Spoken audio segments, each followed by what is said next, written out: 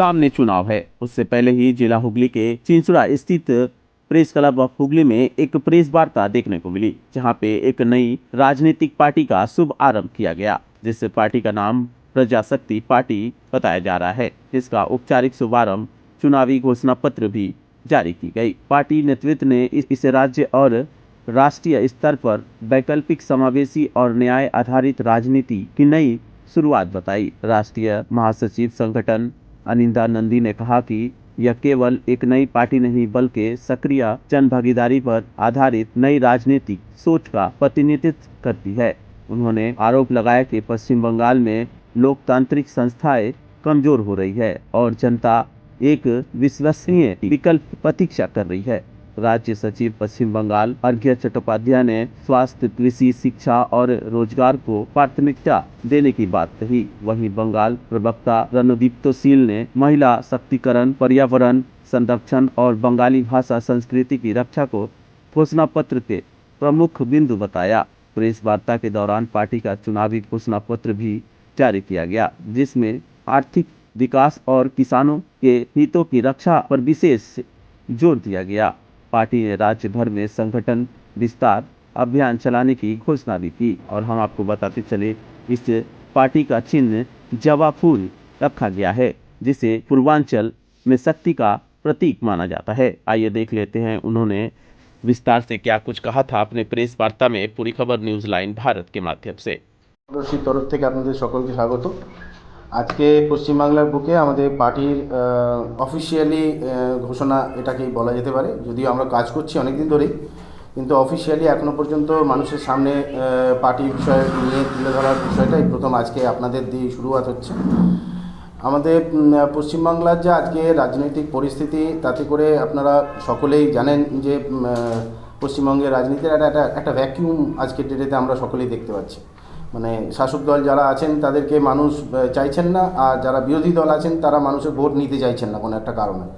তো এরকম পরিস্থিতিতে পশ্চিমবাংলার মানুষের কাছে আজকে একটা রাজনৈতিক অনিশ্চয়তা এসেছে যে তাহলে মানে ভোটটা দিই কাকে, যে ভোটটা নিতে চাইছে তাকে মানুষ দিতে চাইছে না, যাকে মানুষ দিতে চাইছে সে ভোটটা নিতে চাইছে না, কোনো একটা অদৃশ্য কারণে দেখতে পাচ্ছি আমরা সবসময়তেই। আর বাকি যে সমস্ত পলিটিক্যাল পার্টি আছে যারা অতীতে পশ্চিমবঙ্গের শাসক দল হিসেবে রাজত্ব করেছে, তাদের পশ্চিমবাংলার যে নর্মাল একটা রাজনৈতিক ক্যারেক্টার আছে, সেই ক্যারেক্টার হিসেবে তারা আজকে ক্ষমতা থেকে বেরিয়ে যাওয়ার পরে ফেরত আসার চান্স খুব কম। কারণ আমরা দেখেছি 1947 থেকে শুরু করে আজ পর্যন্ত পশ্চিমবাংলার যে রাজনৈতিক দল একবার ক্ষমতায় থেকেছে আর ক্ষমতা থেকে সরে গেছে, তারা কোনোদিন ফেরত আসেনি, আজ পর্যন্ত সেটা রিপিট হয়নি এই ধরনের কিছু। তাই আর আজকের যে পরিস্থিতি, তাতে করে যারা আগে ক্ষমতায় ছিল তাদেরও ফিরে আসার চান্স খুব একটা আমরা দেখতে পাচ্ছি না।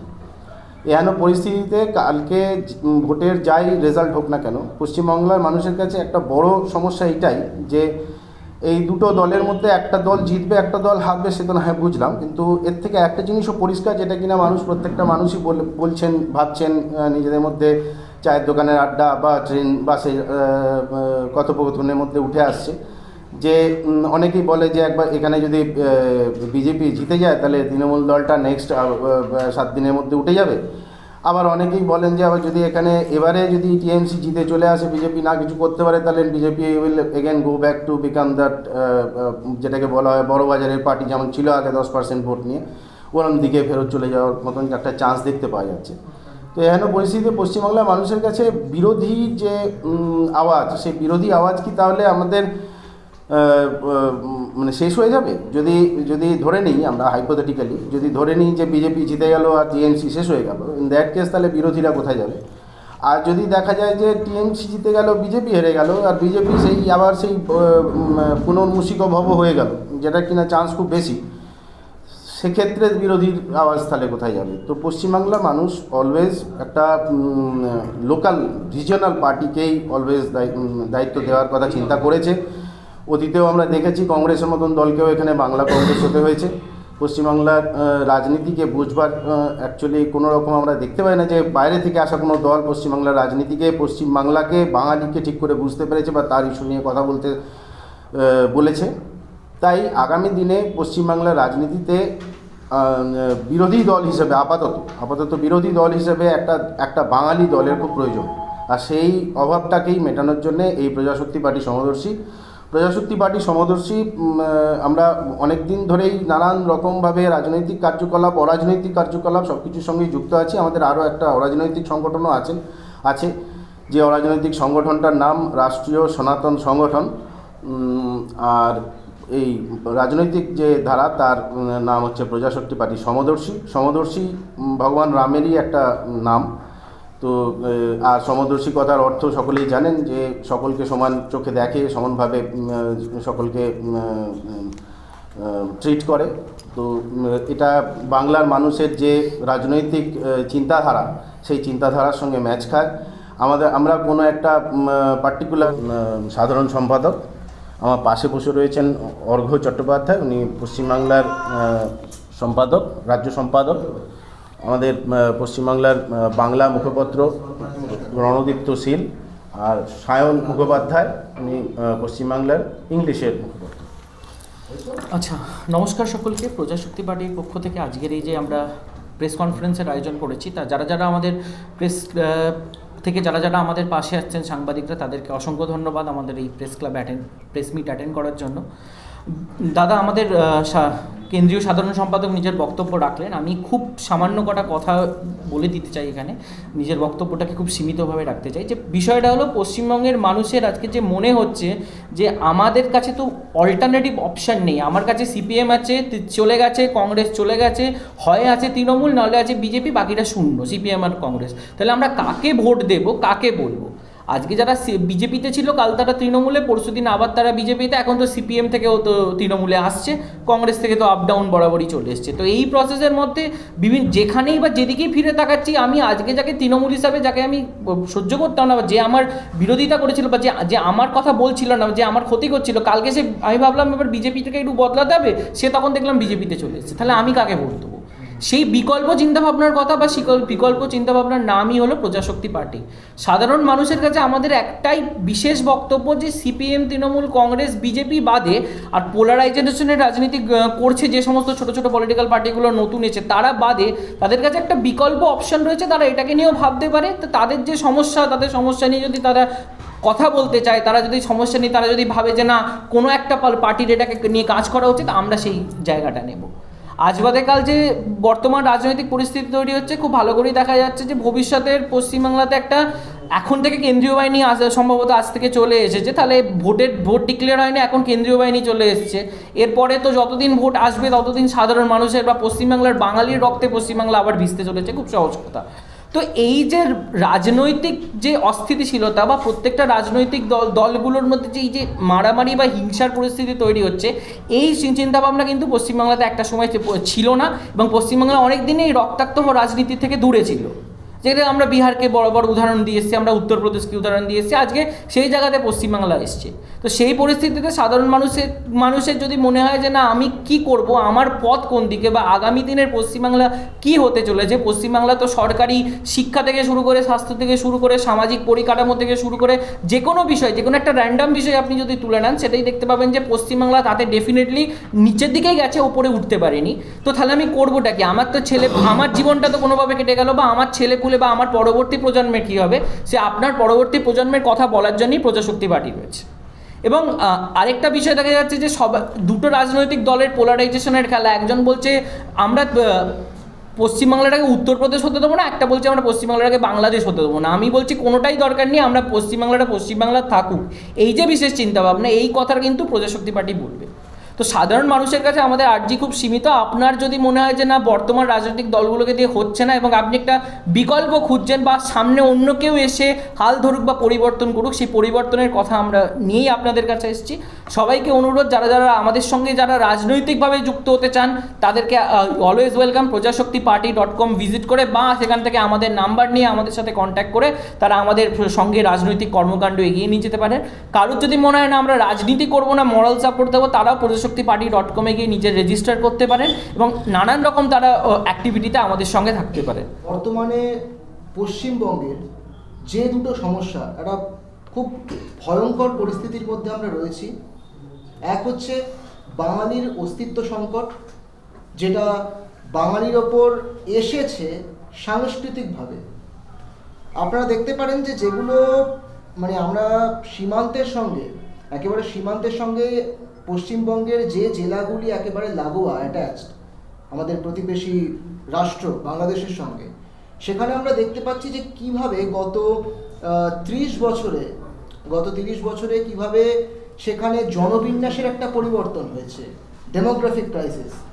যেরকম তার মধ্যে রয়েছে মুর্শিদাবাদ, মালদা, উত্তর 24 পরগনার বিভিন্ন গ্রাম, যেখানে আমরা দেখতে পাচ্ছি যে সেখানে একটি সম্প্রদায় অর্থাৎ মুসলিম সম্প্রদায় তার পার্সেন্টেজ হয়ে গেছে 70%, এবং সেখানে যে শুধুমাত্র ভারতীয় মুসলমান আছে তা নয়, প্রচুর অবৈধ অনুপ্রবেশকারীও এসেছে, এবং যার ফলে পশ্চিমবঙ্গের যারা মানে আমরা মানুষজন রয়েছি তাদের কিন্তু ঐতিহ্য, যে বাঙালির যে একটা ঐতিহ্য, সেটা কিন্তু অনেকটাই সংকটে এসে পড়েছে। অন্যদিক দিয়ে আমরা দেখতে পাই যে হিন্দিভাষী যারা রয়েছে, এখানে প্রচুর পরিমাণে হিন্দিভাষীও রয়েছেন, এবং কোথাও গিয়ে এই দুটো জিনিসকে নিয়ে, এক হচ্ছে আপনার হিন্দিভাষী এবং দ্বিতীয় হচ্ছে আপনার মুসলিম পলিটিক্স, এই নিয়ে একটা মেরুকরণের রাজনীতি আমরা বহুদিন ধরেই দেখছি পশ্চিমবঙ্গে হয়ে চলেছে, যেটা আমাদের পূর্বের পলিটিক্যাল পার্টিরাও করেছে এবং বর্তমানে চলছে। তো এমতো একটা পরিস্থিতিতে দাঁড়িয়ে বাঙালিদের জন্য যদি কোনো পার্টি থাকে সেটা কিন্তু প্রজাশক্তি party. Good afternoon, everyone. My name is Shan Mukherjee, and whatever I'm about to say right now, it is addressed directly towards the youth of Bengal. যারা মেবি পার্টি পলিটিক্স গূঢ় রাজনীতি নিয়ে তাদের অত আইডিয়া নেই, কিন্তু তাদের মনে প্রাণে একটাই বড় দাবি তাদেরকে ছিঁড়ে খুঁড়ে খাচ্ছে এত দিন ধরে, এত বছর ধরে, সেটা হচ্ছে তাদের শিক্ষার মান ও তাদের এমপ্লয়েবিলিটি, তাদের এমপ্লয়মেন্ট, চাকরি। See, I belong to that generation which has grown up inside the very education system we are now determined to reform. আপনাদের জানিয়ে রাখি, now at 23 years of age, I work as a primary school teacher at a private English medium institution. So quite evidently, I deal with foundations as the very part and parcel of my job each and every day. আর আমি মন থেকে খুব দৃঢ়ভাবে বিশ্বাস করি, ভিত মজবুত হলে তবেই কিন্তু ভবিষ্যৎ মজবুত হয়। Foundations define future. So for nearly 2 years now, I have been associated with the Prajashakti Party, Somadorshi, not because it was convenient, not because I wanted some kind of fame or power, বরং আপনাদের একেবারে frankly বলতে গেলে, কারণ আমি নিজে অনুভব করেছি বাংলার প্রয়োজন একেবারে পরিষ্কার রাজনৈতিক চিন্তাধারা, সাথে সাংস্কৃতিক আত্মবিশ্বাস এবং গভীর শিক্ষা সংস্কার।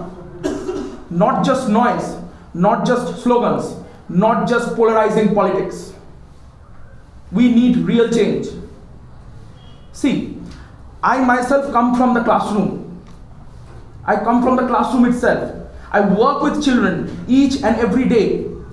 আর একজন শিক্ষক হিসেবে আপনি যখন শ্রেণীকক্ষে সেই শান বাঁধানো মেঝের উপর গিয়ে দাঁড়ান ওই ফুটফুটে নিষ্পাপ বাচ্চাগুলোর সামনে, তখন আপনি স্পষ্টতই বুঝতে পারেন একটা কথা, যে পরিচয়, ভাষা, শৃঙ্খলা এবং ভবিষ্যতের স্বপ্ন, এই সবই কিন্তু মানুষের মন ও মস্তিষ্কে খুব ছোট বয়স থেকেই গড়ে ওঠে। And trust me when I say this, when you see that happening in real time, right in front of your own two eyes, you realize policy, education policy to be specific, is not just paperwork. It is nation building in practice. As a spokesperson of the party, my role is simple: articulate what we stand for, defend it with reason, এবং নিশ্চিত করা যে শিক্ষা ও সংস্কৃতি যেন বাংলার ভবিষ্যতের একেবারে কেন্দ্রবিন্দুতে থাকে। ধন্যবাদ। হ্যাঁ, এই নির্বাচনে এটা আমাদের প্রথম নির্বাচন হবে। এই নির্বাচনে আমরা ফুল ফ্লেজেড সমস্ত আসনে প্রার্থী দেওয়ার মতন আমাদের এখনও পর্যন্ত ক্ষমতা নেই। আমরা আস্তে আস্তে সেই দিকে এগোচ্ছি। তবে এটা আমাদের প্রথম নির্বাচন হবে এবং এতে আমরা পার্টিসিপেটও করব। খুব সীমিত সংখ্যক জায়গাতে হবে। আমরা কতগুলো হবে এই মুহূর্তে বলতে পারছি না, কারণ এই সংখ্যাটা বাড়বে। আমরা যতটা চিন্তাভাবনা করে রেখেছিলাম আমরা মানুষের কাছ থেকে যে সময় যত অ্যাপ্রোচ করছি, যেভাবে পাচ্ছি, কিছু এই যে পলিটিক্যাল সমীকরণ আছে, আগামী দিনে বিভিন্ন পলিটিক্যাল পার্টির লিস্টও বেরোবে, তার সাথে সাথে আমাদের এই সংখ্যার মধ্যেও কিছু চেঞ্জেস আসবে। তাই আমি আপনাদের এই মুহূর্তে পার্টিকুলার সংখ্যা বলতে পারছি না, তবে আমরা অংশগ্রহণ অবশ্যই করব। দেখুন, আমাদের ইনিশিয়ালি যখন আমরা শুরু করেছিলাম আমাদের চিন্তা ছিল যে ভোটের রাজনীতি, প্র্যাকটিক্যাল ভোটের রাজনীতিটা আমাদের সকলের একবার তাতে অংশগ্রহণ করা উচিত, এবং তার জন্যে আমরা ধরে রেখেছিলাম 10 থেকে 15টা সিটে আমরা লড়বো, যতখানি আমরা নিজেরা পুরো সমর্থ দিয়ে এটা লড়তে পারবো। তো সেইটা বাড়বে, ধরে নিন প্রায় ডবলও হতে পারে, 20-30টা সিট মতন হতে পারে। না, আসন আমি এই মুহূর্তে আপনাদের বলছি না, তবে বিভিন্ন জেলায় থাকবে, একটা কোনো পার্টিকুলার জেলায় নয়। পশ্চিমবঙ্গে প্রায় সমস্ত জেলাতেই থাকবে, কিন্তু ওই কম 1-2 করে আসন প্রায় সমস্ত জেলাতেই থাকবে।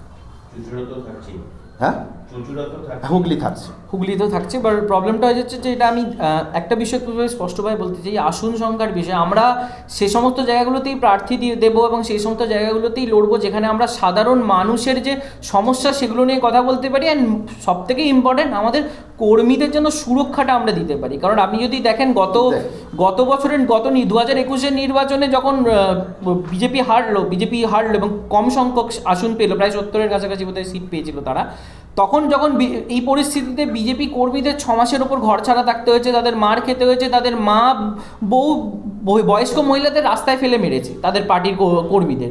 বড় বড় নেতা মন্ত্রীদের বিজেপি সেই সময় সবার ফোন সুইচ অফ ছিল, সেই ধরনের প্রবলেম তারা ফেস করেছে 2021-এ। তো আমরা চাইছি না আমাদের কর্মীদের সাথে এই ধরনের কোনো সমস্যা হোক। এই যে রাজনৈতিক হিংসার কথা প্রথমেই আমি বললাম যে ডেফিনেটলি হবে, এবং এই রাজনৈতিক হিংসার মধ্যে দিয়ে আমাদেরকেও যেতে হবে, তাতে আমাদের অস্বীকার করার কোনো জায়গা নেই।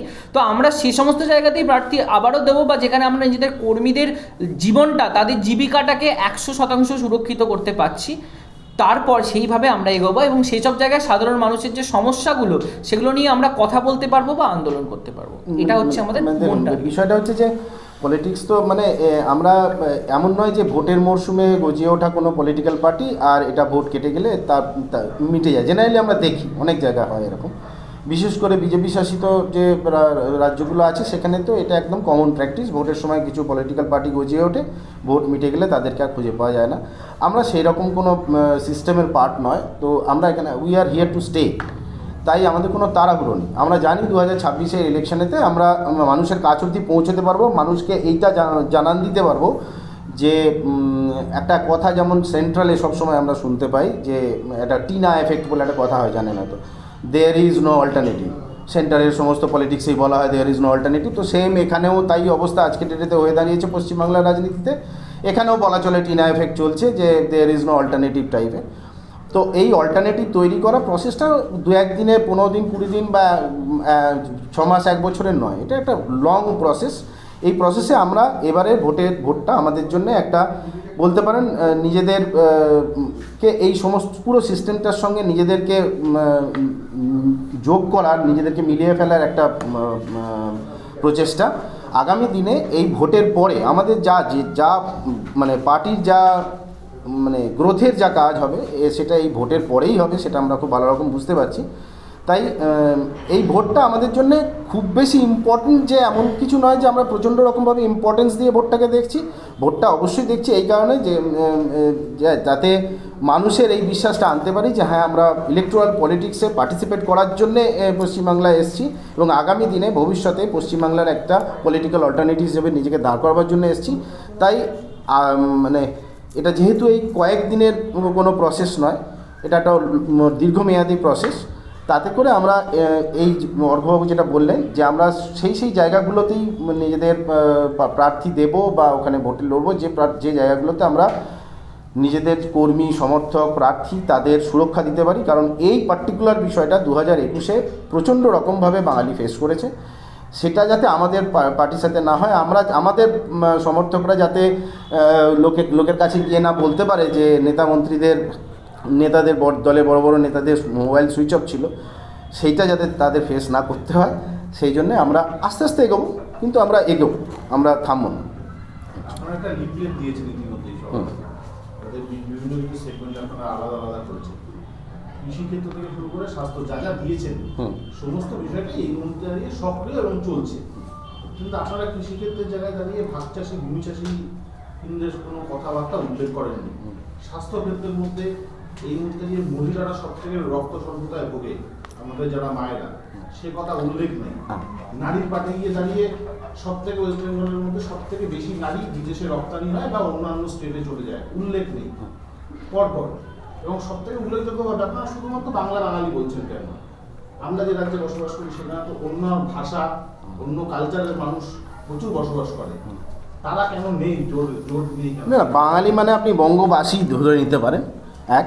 আর দুই হচ্ছে যে আপনি যেটা দেখছেন ওটার উপরে লেখা আছে, দেখুন সংক্ষিপ্ত ভার্সন ওটা, এর মধ্যে আপনার সমস্ত পয়েন্টই আছে। আপনি খুবই ভালো, আপনি পড়েছেন ভালো করে এবং পয়েন্ট আউট করেছেন, আমার ভালো লাগলো। আপনার যে পয়েন্টগুলো আপনি তুললেন সেগুলো আমাদের, ওটা সংক্ষিপ্ত ভার্সন, ওতে পুরোটা রাখা যায়নি, যেহেতু এই 4টে পাতার মধ্যেই আমাদের অনেক কিছু ধরাতে হতো, ওর মধ্যে অনেক পয়েন্ট বাদ আছে। এই পার্টিকুলার ইস্যুটা যখন আপনি ম্যানিফেস্টোতে পড়বেন, বা আমাদের যে প্রজাশক্তি পার্টির যে ওয়েবসাইট আছে projashaktiparty.com, ওতে যাবেন, ওতে আমাদের সংকল্প, আমাদের পরিকল্পনা বলে একটা সেকশন আছে, ওই পরিকল্পনাতে গেলে আপনি আপনার সমস্ত উত্তর পেয়ে যাবেন, ওতে সমস্ত কিছু মেনশন করা আছে। এবং ম্যানিফেস্টোতেও আমাদের ডিটেলসে এই বিষয়ে কাজ করার কি আছে এবং কোন বছরে আমরা কি করব ক্ষমতায় আসতে পারলে তার একটা স্পষ্ট রোডম্যাপ আছে। এই নারী সুরক্ষা থেকে শুরু করে এই আমাদের স্বাস্থ্য খাতে এবং ভাগ চাষিদের বিষয়টা সব সেখানে দেয়া আছে, এই বিষয়টাতেও আমরা বলা আছে অবশ্যই। মানে যেহেতু এখানে অনেক কিছু ধরানো যাবে না, ওইটুকুন জায়গার মধ্যে অনেক পয়েন্টের মধ্যে থেকে বাদ আছে, আপনারা এটা পড়ে নেবেন। আর ওর ওই সাইটে গিয়ে দেখবেন, ওখানেও পেয়ে যাবেন। যদি এটা না পড়ার সুযোগ হয় তো ওখানেও অনেক কিছু ডিটেলস ওর মধ্যে দেওয়া আছে। আর বিষয় হচ্ছে যে আপনি যেগুলো বললেন তাছাড়াও আরও অনেক ডিপে, যেমন ধরুন আমি আপনাকে বলি, আজকে সুন্দরবনের মতন জায়গায় যদি আপনি যান, সুন্দরবনে এমন এমন ছোটো ছোটো জায়গা আছে দ্বীপ টাইপের, যেখানে আজকে একটা প্রেগনেন্ট মহিলা যদি কোনো মানে একদম অ্যাডভান্স লেভেলে থাকে কোনো প্রেগনেন্ট মহিলা, আজকের যা পরিস্থিতি, ওখানকার লোকেরা জোয়ার ভাটার ওপরে একটা প্রেগনেন্ট মহিলার জীবন ওখানে মানে নির্ধারিত হয়েছে কি মহিলা সে বাঁচবে, তার বাচ্চা বাঁচবে কি বাঁচবে, সেই নিয়েও কথা বলা আছে। আমাদের প্রতিটা স্তরে, একেবারে তৃণমূল স্তরে গিয়ে কাজ করা আছে। লোকেদের প্রত্যেক দিনকার যে ছোটো ছোটো যেগুলো জিনিস, যেগুলো মানুষ হয়তো চিন্তাও করে না এটা কোনো পলিটিক্যাল ইস্যু হতে পারে, কিন্তু যেগুলো অ্যাকচুয়ালি পলিটিক্যাল ইস্যুস হতে পারে, কারণ ধরুন আপনি পশ্চিমবাংলাতে যে দ্বিতীয় হুগলি সেতু আছে, কোনো দিন ভেবে দেখেছেন কিনা জানি না, আমি নিজে ফেস করেছি, তাই ওই ধরনের পয়েন্টও আছে আমাদের এখানে। দ্বিতীয় হুগলি সেতুর পরে নিচে আপনি যদি গাড়ি নিয়ে, আপনার 4 চাকা নিয়ে নৌকা পেরোতে চান, গঙ্গা পেরোতে চান, আপনি খুব সমস্যায় পড়বেন। আপনি মানে ধরে নিন, হয়েছিল কি, আমার এটা বলে দিই, আমার এক বন্ধু এসেছিল, উনি গাড়ি নিয়ে গঙ্গাসাগরের উল্টো দিকটায় এদিকে চলে গেছেন, আমাকে না বলেই চলে গেছিলেন ওই অবধি, মানে আমার গাইডেন্স না নিয়ে। তারপরে আমাকে আবার দ্বিতীয় হুগলি সেতু দিয়ে পার করাতে হয়েছে। মানে বুঝতে পেরেছেন বিষয়টা, মানে গঙ্গাসাগরের উল্টো দিকে একটা মানুষ গাড়ি নিয়ে দাঁড়িয়ে আছে, ওনার গাড়ি নিয়েই যাওয়ার ছিল, কারণ সব কিছু ওনার গাড়িতে ছিল। তো ওই একদম লাস্ট মাথা পর্যন্ত যতদূর যাওয়া যায় গাড়ি নিয়ে যাওয়ার ছিল, ওনাকে আবার ঘুরে দ্বিতীয় হুগলি সেতু দিয়ে যেতে হয়েছে। এটা হয়তো অনেক পলিটিক্যাল পার্টি মনে হয় এটা it is not a political, এটা রাজনীতির সময় এই কথাটা বলার কোনো দরকার পড়ে না, কিন্তু এটাও দরকার আছে। আপনি ওইখানকার একজন বাসিন্দাকে বিষয়ে চিন্তা করুন, যে হয়তো গাড়ি নিয়ে ওপারে যেতে চায় কোনো কারণে, তার কাছে উপায় নেই আজকে যেতে। এই ধরনের জিনিসও আপনি আমাদের ম্যানিফেস্টোতে পাবেন, ইট ইজ ভেরি ডিটেলড। পড়বেন, আমি চাইবো আপনি পড়বেন, এবং কোনো জায়গায় আপনাদের কোনো সাজেশন থাকলে সেগুলোও দেবেন, যাতে আমরা পরবর্তীকালে ওগুলোকে ইমপ্লিমেন্ট করতে পারি আমাদের ইয়েতে। আর অবশ্যই আপনাদের কাছে অনেক বেশি ইনফরমেশন থাকবে, আমরা চাইবো আপনারা দিন।